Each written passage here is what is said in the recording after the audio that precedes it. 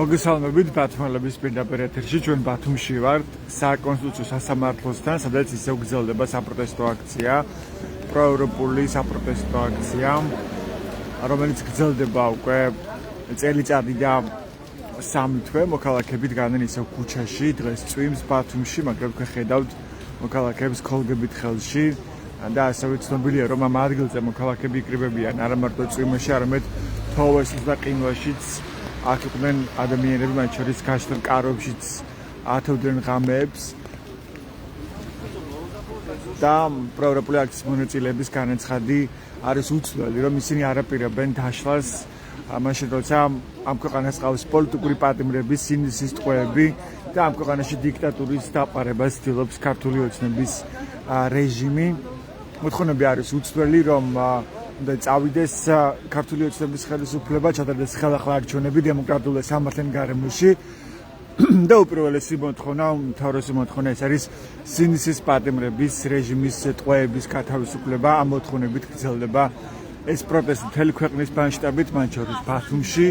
ბათუმში უკვე ტრადიციული შეკრების ადგილი არის საკონსტიტუციო სასამართლო, სადაც 2024 წლის 28 ნოემბრიდან დღემდე აიმართება ყოველდღიურ რეჟიმში ეს საპროტესტო აქციები.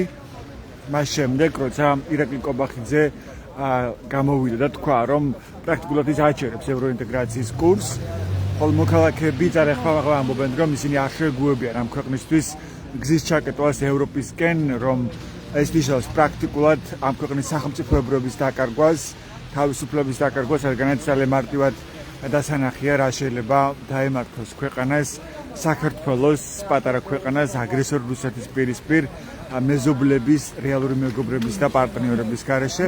ამიტომაც მოქალაქეები ამბობენ, რომ ისინი არ აპირებენ ამ ბრძოლის შეწყობას იმის მიუხედავად, რომ ოცნების ქართული ოცნება არაერთი ფორმით, არაერთი კანონით ცდილობს რეპრესიული მიდგომებით ჩაახშოს ეს პროტესტი.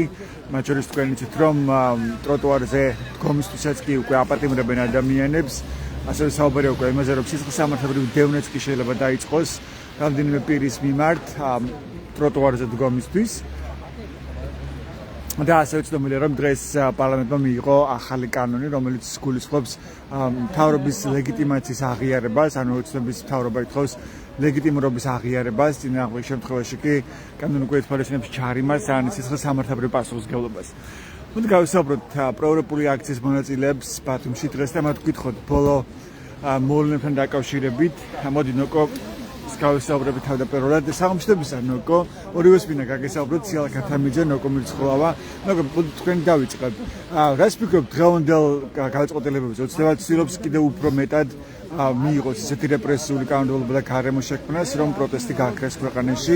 ამ შემთხვევაში საქმე ეხება ლეგიტიმაციის აღიარებას, ვინც არ აღიარებს ლეგიტიმაციას. კონსტიტუციური ორგანოების, როგორც თავადაც ჩაწერეს ამ კანონში, და თქვენ როგორც მახსოვს სამართალზე სწავლობთ, ხო? თუმცა არ ვიცით გამრად არის კავშირი სამართალთან, აპირებენ დასაჯონ ადამიანები, მათ შორის პატიმრობით, ვინც არ აღიარებს ქართული ოცნების მთავრობას. რას ფიქრობთ ამაზე? ამ შემთხვევაში ამ მომენტში სამართალზე არ ვსწავლობ, მაგრამ ამას არ ჭირდება დიდი სამართალმცოდნეობა, რომ ეს ყველაფერი არაკონსტიტუციურია. რაც შეეხება აღიარებას და ლეგიტიმაციას, რავი, არ ვაღიარებ. არ არის ჩემთვის ლეგიტიმური მთავრობა და ჩემ გამის ვერასოდეს ვერ ეკისრება ლეგიტიმაციას. გამომდინარე იქედან, რომ ის ჩემი ქვეყნის მტერთან, პირდაპირ ოკუპანტთან, ჩემი ქვეყნის მეგობრობს და მე არასდროს არ ვაღიარებ იმ მთავრობას და არ ვეცდები არ ვივანიჭო ლეგიტიმაცია, რომელიც ჩემი ქვეყნის მტერთან, რომელსაც ოკუპირებული აქვს ტერიტორიები და განსაკუთრებით იმ თვალსაზრისით, რომ მე დევნილი ვარ, წარმოშობით აფხაზეთიდან გახლავართ და ჩემი მიწა-წყალი ამ შემთხვევაში ჩემი სახლი, საფლავები, ჩემი ნათესავების ბებია ბაბუების ოკუპირებულია. რა ვიცი, მე ვერ ვითანამშრომლობ იმ ადამიანებთან, რომელიც ჩემ მტერს ხელს აწვევენ. ყველაფერს თავი დავანებოთ, კიდე ერთი სიგიჟე დაემატა ახლა ამ ყველაფერს, რომ აი ახლა აიათოლა ხამენის რო სახეს იყო კავენ და გლოვას უცხადებენ. არ იყო ნეიტრალური ეს განცხადება, რაც ქართულ ოცნებას ჰქონდა, როცა მოცულდება გამოხატოს როგორც ირანის მიმართ, ასევე ისრაელის მიმართ. ნეიტრალურთან არანაირ კავშირში არ იყო. შენ ტერორისტ ქვეყანას ეუბნებოდი, რომ მე შენ გიცხადებ სოლიდარობას, ეს საერთოდ არაა ნეიტრალი რა. ხაზგასმული იყო ამ განცხადებაში ირანის სულიერი ლიდერის მკვლელობა, ხო? ანუ ანაფიქრებინა ბევრში რომ ეს არ იყო ნეიტრალური განცხადება. არის დაჭერილი ამ შემთხვევაში. რასაც კატეგორიულად ეწინააღმდეგები და არ ვამხობი განსაკუთრებით პირობებში, როდესაც ამ წუთას ირანმა ატოს ყველა ქვეყანას ასე რომ ვთქვათ, ცეცხლი გაუხსნა და ყველა ქვეყნისაკენ თითოეული ბომბი მაინც გაისროლა. მთელ ცივილიზებულ სამყაროს შეიშალა. გადაირია ჭკუიდან და გვერდით ყავს მეორე შეშლილი პუტინი, რომელსაც მისთვის ჯერჯერობით არ ცალია. ჩვენ შევიდეთ ნახეთ რა უქნა ამერიკის სალებმა რა უქნა ისრაელის სალებმა, საუდის არაბეთმაც რა უქნა შევიდეთ ნახეთ და უნდა ვირჩიოთ ვისკენ გვინდა დგომა იმ ადამიანებისკენ, რომლებიც ცივილიზებულ სამყაროში არიან, რომელსაც თანამედროვე ტექნოლოგიები აქვს თავდადროულად და თავის დაცვა შეუძლიათ, თუ იმ ადამიანებისკენ, რომელიც პროტესტს და ასე რომ ვთქვათ, მუქარას გამოხატავენ შუსტის დროშაზე და თხმით ასე რომ ვთქვათ და ჯერ კიდე ქვისხანის იარაღებით დარბიან. აი ამ ორ შორის სხვაობა უნდა დავიჭიროთ რა. გვინდა უსაფრთხოება, განათლება და ცივილიზაცია, თუ გვინდა ქვისხანაში დაბრუნება, გვინდა განათლების თვალსაზრისით აი დეფორმის მიღება. ვერ ჩამოყალიბდნენ საბოლოო ჯამში და რა ვიცი რა, მგონი არჩევანი ძალიან ნათელი. რა მოლოდინია ის რა იცვლება თქვა იგივე ხამენეის მკვლელობით ირანში რა ჩანს ამ ბოლო მოვლენებით თქვენთვის? ფაქტია რომ ნეო სიტუაცია ალბათ უკეთესობისკენ წავა გამომდინარე იქნება რომ აღარ დარჩათ ამ ადამიანებს ისეთი ვინც ამ ასე ვთქვათ ტერორისტულ ორგანიზაციებიდან ვინც დანიშნავდნენ მეთაურად და აი მაგალითად აი ასეთი ადამიანები აძლიერებენ ვინც ახლა ვიდეოებს იღებენ ამ რეჟიმს. როგორც კი შევტრიალდით, ეგრევე ტელეფონი შეატრიალდა. ასეთი ხალხის იმედადაა დარჩენილი ქართული ოცნება, მათ შორის ირანიც მის ქვეყანაში, პუტინიც მის ქვეყანაში, ზუსტად აი ასეთი უმწეო ხალხის წინაშე, რომლებიც ტელეფონის გადაღების მეც ვერაფერს ვერ აკეთებენ. ძალოვანი ქვია, ფორმაცია, რავი, სახელმწიფო ორგანოს თანამშრომელია და მეტი საქმე არაფერი არ აქვს, გარდა იმისა, რომ ვიდეოები და ფოტოები გადაუღოს აქციის წარმომადგენლებს და შემდგომ ჩატში ჩააყოს და უფროსთან გაარკვიოს 5 კაცით მეტი რომ მოვიდა ახამეს მანქანაში დავჭე და ვიჟე თუ გადმოვიდე და დავსვევდე. უფროსმა რომ უთქვას გადმოდი და შეშველი დადექი და დასვევდიო. იმის უფლებაც კი არ აქვს რომ შეეწინააღმდეგოს რომ ჩემ ჯანმრთელობა საფრთხე ემუქრება. ასეთი ხალხის იმედად არიან ესენი დარჩენილი. არ მსწავს მე ასეთი მთავრობის ლეგიტიმაცია. ყოველთვის ვეცდები რომ ეს მთავრობა იყოს არალეგიტიმური, არ ვაღიარებ არასოდეს ამ მთავრობას და ისინი არასდროს არ იქნებიან ჩემი ქვეყნის ხელისუფლები. დიდი მადლობა ეს დოკუმენტი ხოლავა იყო თქვენ მას უსმენთ. მოდი ციალს მოусმენთ ქათამიზეს. ციალს საღამოშტებზე ბოდიში გაიწყოთ, მაგრამ პირდაპირ ეთერში ვარ. მოდი თავდაპირველად ვინა კითხოთ ბათუმის მერიაში მოხდა ამბავზე, გაუშვეს თუ სწორად 35 თანამშრომელი, ხო? და მათ შორის ძირითადად გაუშვეს ის ადამიანები, რომლებიც თავის დროზე გამოხატეს ევროინტეგრაციის 27 იყო ხელმომწერი, ვინც პეტიციას მოაწერა ხელი. რომ რაღაცა არასრულყოფან ან დასაჯეს პრაქტიკულად ბათუმის მერიაში ადამიანები იმის გამო საჯარო მოხელები, ვინც მხარი დაუჭირა ევროინტეგრაციას და პეტიციას მოაწერა ხელი. რომლის შიდა, რა ვიცი, საქმიანობის მთავარი მიზანიც როგორც სხვა საჯარო მოხელებს იყო ამ ქვეყნის ევროპული ინტეგრაცია, იმ ადამიანებმა უბრალოდ ეს განცხადებით დააფიქსირეს, რომ ისევ რჩებიან ამ გზის ერთგული და ამის გამო, რა ვიცი, წელიწად ნახევრის თავზე ადამიანები ესე ახსნა განმარტების გარეშე გაუშვეს სამსახურიდან.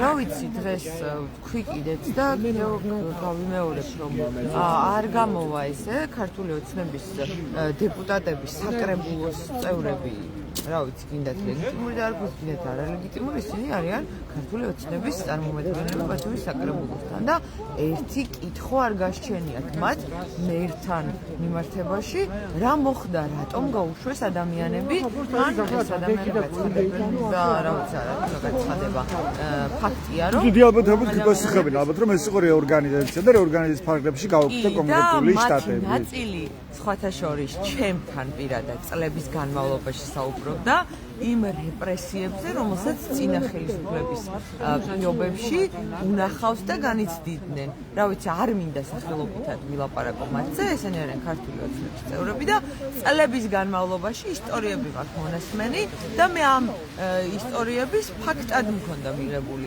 დღეს ისინი არიან განმხორციელებელი სადამსჯელო ოპერაციის ქართული ოცნების მხრიდან, იმიტომ რომ რა ვიცი, ამ რეალობაში ცხოვრობ, ამ ქალაქში საქმიანობას და ცხოვრებას აპირებს გააგრძელოს საჯარო მოხელეები ჩვენც და წლების შემდგომ როცა რა ვიცი სიმართლე დაერქმევა წლების შემდგომ როცა იქნება ყույლი ამ შემთხვევაში ეხლაც კი არ ვიცი ძალიან მინდა რომ შემხვდნენ ქუჩაში და რა პასუხი ექნებათ მათ იმიტომ რომ ასე კომუნიკაციაში სხვა ტიპის საჯარო სივრცეები სადაც მათ ან დებატი იქნება თუ რა ამ თქვენთვის პირდაპირ ჩას ამ შემთხვევაში რომ ადამიანები დაასრულოს ამ ფასებითი ნაწილი პეტიციაზე ხელმოწერის გამო ყველა ის ადამიანი რა ვიცი რამე ისეთი პრეტენზია აქვს მათ საქმიანობასთან მიმართებაში მე ვისაც ვიცნობ მაგრამ კონკრეტული შტატები გაუქმდა მაგალითად უმრავლესობა წარჩინებული ადამიანები იყვნენ თავიანთ საქმიანობაში მაგრამ ლაპარაკი რეორგანიზაციაზე და კონკრეტული შტატების გაუქმებაზე და ეხლა ნელა ცხადებენ იმ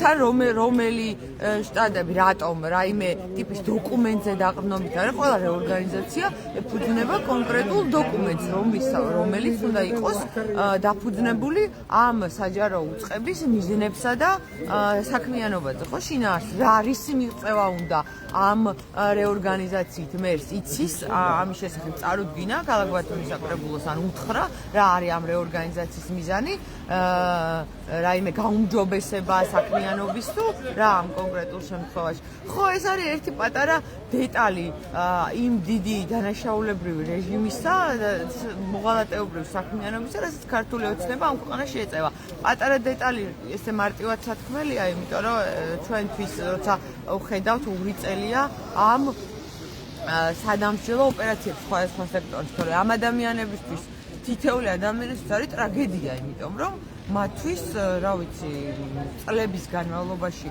ადამიანები თან მათი აბსოლუტური უმრავლესობა საქმიანობდა იმისთვის რომ მომხდარიყო ამ ქვეყნის თუ ამ ქალაქის გაუმჯობესება. ასე მინდა გითხოთ ზიამაღლობელი საქმეზე დღეს გაირკვა რომ მუზეუმის სასამართლომ არც კი მიიღო წარმოებაში არც კი განიხილა ზიამაღლობელი საკასაციო საჩივარი განხილულად დატოვა ეს საქმე და ამით დასრულდა პრინციპში სამართალ წარმოება ქართული მართლმსაჯულების სისტემაში.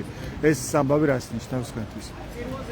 ესეც კიდე ერთ-ერთი ნაწილია იმ, რა ვიცი, დღეს ვფიქრობდით, შარშან 11 იანვრიდან მოყოლებული დღემდე ყველა ქართული ოცნების პოლიციის სასამართლოს და პროკურატურის განხორციელებული ქმედება მზიას საქმესთან მიმართებაში იყო უკანონო. ყველა დეტალი აი დაწყებული 11 იანვრის ღამიდან დღემდე და ეს უკანონობის ჯაჭვი ესე გრძელდება დღესაც ესე არც კი მოინდომეს რაღაცა ზედმეტი განხილვები ამ კონკრეტულ ნაწილში და რა თქმა უნდა სამართლიანობა ევროპული სასამართლოს მის ფარგლებში სანამ რჩებით მანამ იქნება შესაძლებელი ხელმისაწვდომი ჩვენთვის რომ დავამტკიცოთ ძალიან მარტივი თეთრი შავზე ნაკერი საკითხი და რა ვიცი ესე აგრძელებენ ესენი რა ეტაპზეა ახლა თქვენი აზრით ქართული ოცნება და ქართული ოცნების რეჟიმის ახერხებს რომ ასე ვთქვათ გააძლიეროს ეს ავტორიტარული მმართველობა და გამოსცეს რეპრესიებით ხალხის შეშინება თუ არ გამოსცეს იცით მე მგონია რომ რაც ერთი შეხედვით შეგვიძლია ვთქვათ და შეფასებით შეიძლება ის თქმა და ითქვას რომ ძალიან რთულ მდგომარეობაშია პროევროპული პროტესტი თუ ის საზოგადოება რომელიც ქართული ოცნების წინააღმდეგ ხმას იმაღლებდა და იმაღლებს თუმცა მათი მდგომარეობა ორჯერ და სამჯერ უფრო მძიმეა იმიტომ რომ მათ ყოველდღიურად უწევთ საკუთარი დანაშაულებრივი საქმიანობის მტკიცებულებების შეგროვება ანუ აგროვებენ რეალურად იმიტომ რომ ის გადაწყვეტილებები რა ფაქტობრივად თავისი თავიანთი მოქმედებები რეალურად მტკიცებულებებია მათ წინააღმდეგ ხო სრულებებით დამთავრებული უკანონო კანონების მიღებით და მისი აღსრულებით ეს ხომ რაღაცა არ არის ვიდისკუსიოთ და ჭეშმარიტებას მივაგნოთ რაღაცა კონკრეტულ რაღაცა ღირებულებით საკითხებზე კანონების უკანონო კანონების ხო რაც ბუნებითი სამართლის საწინააღმდეგო კანონებს იღებენ არათუ აღსრულებენ ამ კონკრეტულ შემთხვევაში და ავიცი ძალიან რთული არის მათთვის ჩემი აზრით ჩვენზე უფრო რთული ხა ხო აი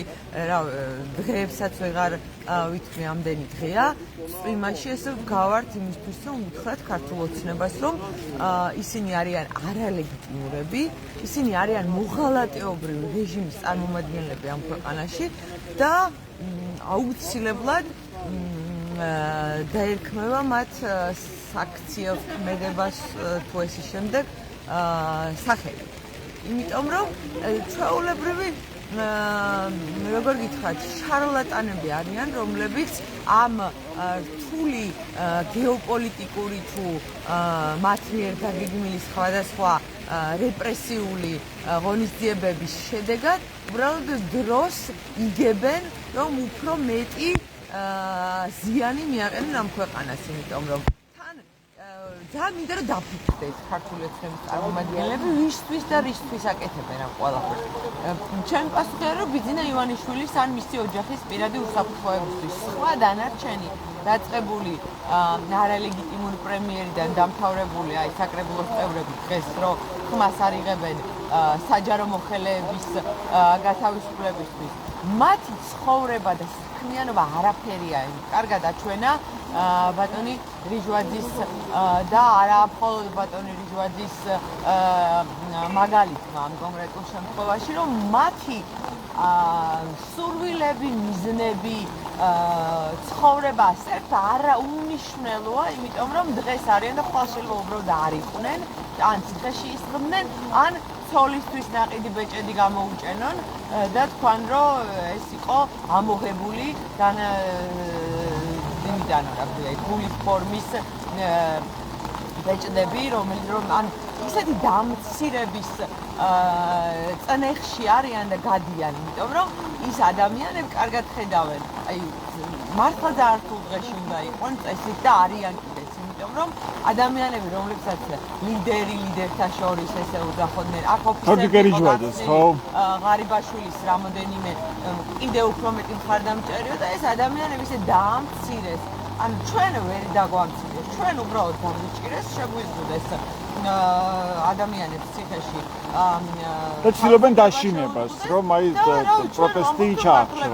რა დროც არ უნდა გავიდეს ამ სიმართლეს ვერ გადავთქვამ, იმიტომ რომ ეს სიმართლეა, რომელიც მაძლებინებს და ეგენი რაზე დგანან ან რა ის იმედი აქვს სამომავლოდ ეგ არ ვიცი, იმიტომ რომ ვერც კი წარმოვიდგენ მათ ადგილას თავს, იმიტომ რომ ყველაფერი რაც აქვს, რა ვიცი, დუბაიში ვიზიტები თუ ეს შემდეგ ხვალზე შეიძლება არ იყოს, იმიტომ რომ ასე მომდეს ბიძინა ივანიშვილს, ან ასე მომდეს რომელიმე ვინც ამათ მართავს იმ მაღალჩინოსნას, იმიტომ რომ ერთმანეთი დააშინონ და ამ სიმართლით ძალიან გაუჭირდებათ, რა ვიცი, რთულია მათთვის, ჩემზე და ჩვენზე უფრო მეტად რთულია ის ყოფა, რაც დღეს ამ ქვეყანაში არის და ნახოთ, იმიტომ რომ მე ზუსტად ვიცი, რომ მიუხედავად იმისა, რომ რა ვიცი, მრავალათასიანი აქციები იყო ამ ქალაქში, იმის ფონზე, რავი, 20-მდე ადამიანი ვდგევართ და კიდევ ერთხელ ამ რეპრესიების მიუხედავად ვეუბნებით ხელისუფლებას, რომ ისინი არიან არალეგიტიმურები, მოღალატეობრივი რეჟიმის წარმომადგენლები ამ ქვეყანაში და ამ სიმართლეს რაც არ უნდა მოხდეს, რა რეპრესიებს არ უნდა განახორციელოს, სანამ ცოცხალი ვიქნებ, მაინც ვიტყვი, სადაც არ უნდა ვიყო, ქუჩაში, რა ვიცი, სკოლაში, უნივერსიტეტში, ციხეში, სადაც არ უნდა ვიყო ამ სიმართლეს. მე უბრალოდ უფლება არ მაქვს რომ გადავთქვა, იმიტომ რომ ვინმეს მეშინია ან ესე შემდეგ, იმიტომ რომ სხვა სიმართლე ჩემთვის არ არსებობს და მათთვის არსებობს, რავი, ხვალ რომ ბიძინა ივანიშვილმა ან ქართული ოცნების ჩატში ითქვას, რომ ჩვენ, რა ვიცი, რაღაცა არ ნებისმიერ რამე რო ითქვას, ისინი ვალდებული არიან რომ გაიმეორონ და მაგათ ცხოვრებას მე ჩემი ცხოვრება მირჩევნია, იმიტომ რომ ზუსტად ვიცი რომ გამოვა თუ არ გამოვა, მე ვცდილობ რომ დავიცვა ამ ქვეყნის წარსული აზიყო და მომავალი. გამომდის, არ გამომდის, ხვალ გამოვა, ზე გამოვა. მაგრამ იცით რომ ეს ნათელი მხარეა, რაც არ უნდა მოხდეს. ანუ რაც არ უნდა რადგანაც არ უნდა დაგვაშინოს, ამ სიმართლეს ვერ გადავთქვამ, არ გადავთქვამ, იმიტომ რომ პრინციპის ამბავია, ანუ რა ვიცი, სიმართლე არის სიმართლე და მაგათ ყოველდღე ახალი სიმართლე აქვს. ადრე ამბობდნენ რომ ევროკავშირი არის ჩვენთვის მნიშვნელოვანი და ასოცირებს ხელშეკრულებას მოაწერეს ხელი. მე აღმოჩნდა რომ ჯერ არ ყოფილვარ მზად და უნდა მომემზადოთ 2030-ისთვის. მე აღმოჩნდა რომ ვიღაცამ წერია და ძალიან საწყალ მდგომარეობაში არიან, იმიტომ რომ მათი ოჯახის წევრებიც კი შეიძლება აღმოჩნდნენ ან თავადაც იმ რეპრესიების მსხვერპლი და მე აღმოჩნდა რომ ამდენი ტყუილი, ამდენი სიბინძურე, რისი გაკეთებაც დღეს უხდებათ, მოუხდათ ან მომავალში არაფერში არ აინტერესებს არავის და ავიცი გაუმარჯოს მოეხმა მათ დიდი მადლობა, ეს იყო ადგილგელოსავით გამოვიდა, მაგრამ მადლობა, ეციალა კათალიზეა. ხელისუფლება გინდათ ლეგიტიმური იყოს ქართული ოცნება, ისინი არიან მოღალატეობრივი რეჟიმის წარმომადგენლები. ეხლა კანონი მიიღეს ხო გუში? კი, დღეს დაამტკიცა საბოლოო მოსმენი. ფაქტობრივად სამხალხო სექტორი სრულად პარალიზება მოახდინეს და ყველა ტიპის საქმიანობა დროიდან რაც იყო მიმდინარე რაღაცა დარჩენილი პროექტების ფარგლებში გაჩერდა და პლუს ამას რაღაცა კანონით ფიქრობენ რომ ხდება მათი ლეგიტიმაცია. რა ვიცი, გინდა ვთქვათ ან არ ვთქვათ, ამ სიტყვას აბსოლუტურად არ აქვს გადამწყვეტი მნიშვნელობა, ლეგიტიმური იქნება თუ არალეგიტიმური. მე ვფიქრობ, რომ არალეგიტიმურია, მაგრამ ამის დაძახება თუ იქნება დასჯადი, რა ვიცი, შეიძლება დღეს არ ვთქვა, მაგრამ ვთქვა და ვამბობ იმას, რომ ისინი არიან მოღალატეობრივი რეჟიმის, რუსული რეჟიმის წარმომადგენლები ამ ქვეყანაში და ბოლო 2 წელიწადია მიზან მიმართულად ანგრევენ ქართულ სახელმწიფოებრიობას. ლეგიტიმურებიც რომ იყვნენ, ამ შემთხვევაში იგივე შინაარსი აქვს ამ ამბავს და რავი, ლეგიტიმური დამნაშავე იქნებია ამ ქვეყნის სახელმწიფოებრიობის წინაშე თუ არალეგიტიმური, ამას თუ მათთვის აქვს მნიშვნელობა კი ბატონო. მადლობა, ეციალა კათალიზე იყო, რომელიც ამ პროევროპული საპროტესტო მოძრაობის ერთ-ერთი აქტიური მონაწილეა. წვიმის მიუხედავად, მოქალაქეები ისევ დგანან ქუჩაში, ისევ საკონსტიტუციო სასამართლოს, რომელიც ტრადიციული შეკრების ადგილია პროევროპული აქციისთვის ბათუმში. ეს პროტესტი გრძელდება. მოქალაქეების პოზიცია არის შეუვალი, ისინი ამბობენ, რომ ვერ გაუშვებენ ამ ქვეყანაში რეალობას, როცა ამ ქვეყანას ყავს სიმსის პატიმრები, პოლიტიკური პატიმრები და როცა ამ ქვეყანაში ცდილობენ დიქტატურის დამყარებას, როცა ამ ქვეყანაში ტროტუარზე დგომის გამოც კი აპატიმრებენ ადამიანებს.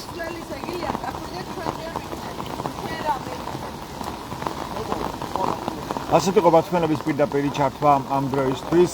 ეს თურმე ჩვენს ვებგვერდებს ბათუმელები ჯი-დან გაზეთი ჯი რომ მიიღოთ განახლებული და სანდო ინფორმაცია. პატრულით რჩება ბათუმის საპროტესტო აქციასთან შორიახლოს.